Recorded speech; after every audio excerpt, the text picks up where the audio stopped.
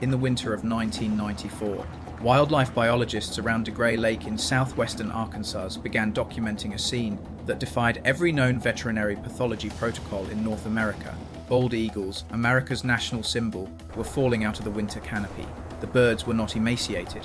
They were not wounded by gunshot. They were behaving as if they had suddenly lost all spatial perception and gone blind. Massive raptors with 8-foot wingspans were colliding mid-flight with pine trees crashing into granite boulders and drifting helpless onto the open water where they drowned. Over the course of that winter, 29 bald eagles died at DeGray Lake. 2 winters later, another 26 carcasses were pulled from the same shoreline. Park rangers and biologists who witnessed the birds in their final hours described heartbreaking scenes. Eagles were found perched on low limbs staring directly into the midday sun with fully dilated, unresponsive pupils. Others attempted to take flight, only to flip upside down mid-air, dragging their talons through the dirt, unable to perch or orient their bodies. When veterinary pathologists at the National Wildlife Health Center in Madison, Wisconsin opened the skulls of the dead eagles, they discovered something horrifying. The white matter of the birds' brains and spinal cords was riddled with microscopic fluid-filled cavities. The toxin had attacked the myelin sheath, the fatty protective insulation that coats nerve fibers, splitting the delicate layers apart and causing intramyelinic edema. The brain tissue looked like a porous kitchen sponge, completely severing the transmission of electrical nerve signals. The condition was named Avian Vacuolar Myelinopathy. For the next 25 years, it remained the most baffling wildlife toxicology mystery in modern American history.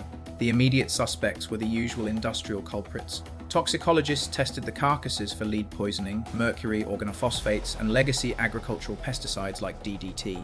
Every test came back negative. State agencies tested for viral encephalitis, avian influenza, and bacterial botulism, nothing. The water in DeGray Lake met all federal safety standards. Fish were swimming normally, and yet every winter, hundreds of bald eagles and thousands of American coots were dying from a neurotoxin that official laboratory screenings could not detect. The die-off soon expanded across the American Southeast. Confirmed mass mortality events struck major reservoirs across Arkansas, Georgia, North Carolina, South Carolina, Florida, and Texas. At J. Strom Thurmond Lake on the Georgia and South Carolina border, alone more than 80 bald eagles were recovered from the shoreline. With 33 confirmed AVM deaths, the rest too decomposed to confirm. The breakthrough began when Dr. Susan Wilde, an aquatic ecologist at the University of Georgia, noticed a pattern that everyone else had overlooked. Every single body of water where eagles were dying shared one distinct ecological feature: massive, dense mats of an invasive submerged aquatic plant called Hydrilla verticillata. Hydrilla had been imported from Asia in the 1950s as an aquarium plant and had aggressively overrun southern waterways, forming impenetrable green walls beneath the surface. Yet there was an obvious paradox. Hydrilla grew in thousands of lakes across North America, where birds were completely healthy. The plant itself was not toxic. Dr. Wilde took samples of Hydrilla leaves from affected reservoirs and placed them under ultraviolet light in her laboratory. Under fluorescence microscopy, she saw something hidden on the underside of the leaves. Covering up to 95% of the plant's surface was a previously undiscovered species of blue-green cyanobacteria. It grew in dense, branching microscopic colonies that looked like dark crusts on the Hydrilla leaves. Dr. Wilde named the newly identified organism Aetokthonos hydrillicola, which translates from Greek as the eagle killer that grows on Hydrilla. It seemed like the mystery was finally solved, but when researchers cultured the cyanobacteria in clean laboratory water and fed it to test animals, nothing happened. The bacteria produced 0 toxins. The birds stayed healthy. For years, critics dismissed Aetokthonos hydrillicola as a harmless epiphyte that simply shared the same lakes. The connection looked like a coincidence. The secret behind the eagle killer was not uncovered until 2021, when an international research team led by Dr. Wilde, German natural product chemist Dr. Timo Niedermeyer, and lead author Stefan Brielinger published a landmark study in the journal Science. Working across institutions in the United States and Germany, the researchers deployed high-resolution mass spectrometry and matrix-assisted laser desorption, imaging directly on the surface of colonized Hydrilla leaves.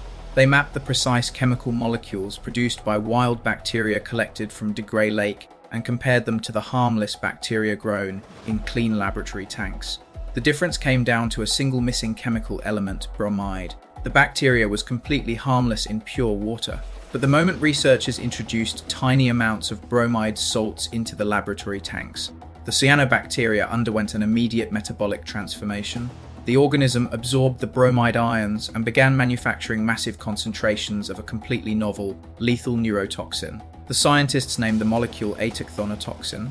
Chemically, Aetokthonotoxin is a pentabrominated biendyl alkaloid, meaning its molecular structure is built with 5 individual bromine atoms.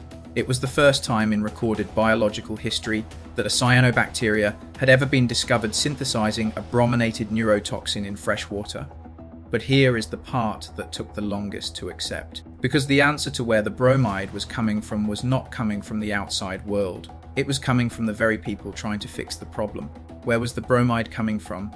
Bromide is naturally rare in freshwater ecosystems. But in southern reservoirs, human activity had been pumping massive quantities of bromide into the water for decades.